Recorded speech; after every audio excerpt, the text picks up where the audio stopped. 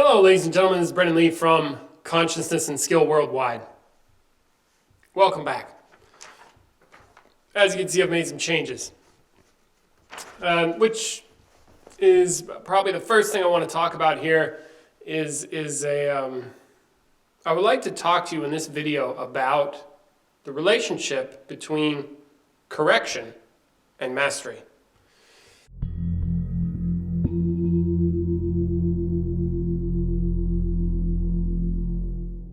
So now the main thing I want to do in this video is to acknowledge some people that have helped me develop myself in terms of shooting video, namely Leo Gura. He's been a big influence on me, obviously.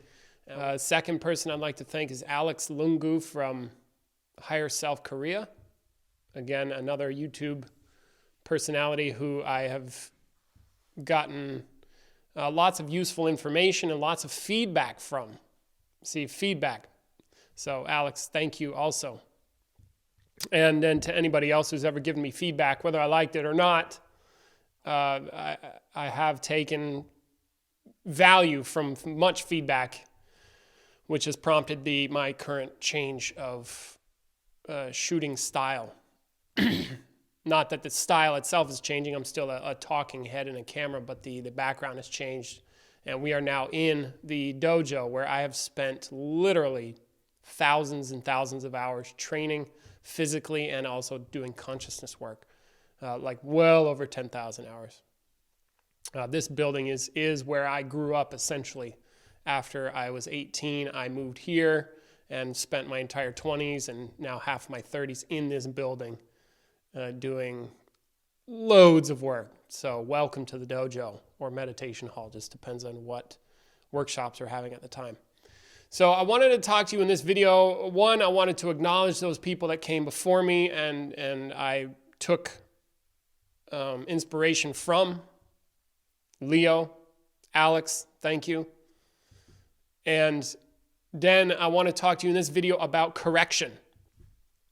Now, one crucial aspect of getting good at anything or mastering anything is the ability to make correction. Stuart Emery has had an influence on my teacher, Peter. And so via Peter, I get to hear about this guy, Stuart Emery. I've also read some of his books. He seems right on with a lot of what he's saying, and I really appreciate his contribution to people's empowerment.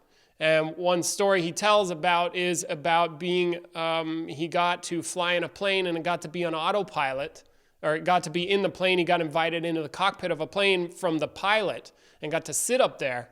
And then the pilot explained to him how autopilot works. And essentially there's one box that knows where the plane needs to go, and then there's another box that controls the plane.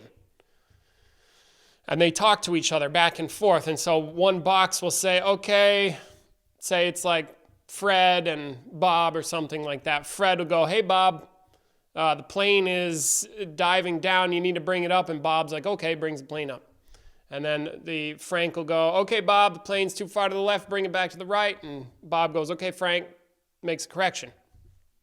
And the funny story or the funny analogy that's there for that one is if you imagine two human beings having that conversation where you're constantly getting feedback, correct. Feedback, make a correction. Feedback, make a correction. Pretty soon you'd be like, what the fuck you'd keep giving me all this shit for? Like, just shut up and leave me alone. Let me fly the damn plane. You see, it'd be more like that.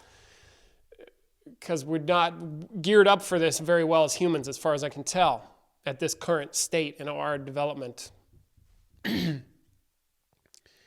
So the thing to get, the thing to get is the reactivity is not necessary, wanted, or needed, and it doesn't really help anything.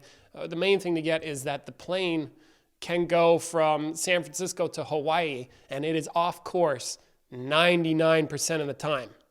The plane is off course 99% of the time, and yet it can still get within some 6 feet of the runway.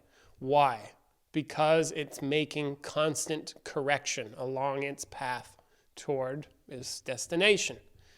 See, so then this video is also a literal demonstration of me making a course correction in how I present myself based on feedback that I received from somebody else who, when I got the feedback, honestly, it didn't feel good. Ow, poor me. Oh, my feelings are so important. My opinion is so important. See? And the feedback I got was essentially that there's a little bit of inauthenticity in my videos. So I'm like, you know what? I'll take a stand for that, uncomfortable or not. My feelings aside, because in this case, my feelings don't really matter. And they never do when it comes to this correction stuff. In a certain sense, I could think of other stuff where it's like, oh, my feelings might be right on and accurate, but that's a different thing. What I'm talking about is these reactive feelings, or like maybe I feel hurt or uncomfortable because I received some feedback that my videos aren't up to snuff. And so I did some thinking and I did some considering, got the feedback, I considered the feedback, and I said, you know what? No, this is, their feedback was correct. My videos were a bit inauthentic, and since I am taking a stand for authenticity, I decided to change it up, and here we are. We are in the most authentic place, physical location that I could be in to represent what I do, because this is literally where I grew up in a certain sense, a very powerful sense. So what I want you to get is, like, take a look at your own. So now bringing value to you, the listener, viewer, whatever, consider your ability to make correction. Consider where you're at in relationship to feedback. Say you get some feedback from somebody. You know, do you take it? Do you use it to further your work? Or do you just shut it down right away? Now, just take a look. What's your relationship? Now, what could be the most powerful relationship to receiving feedback? There's a good question. And then act on it. If you want to have that power, act on it. Excuse me. How about making correction? Are you willing to make correction? Do you notice if your correction makes a difference or not? You know, all these things. But the main thing is, if you need to, correct. Of course, correct. And move on.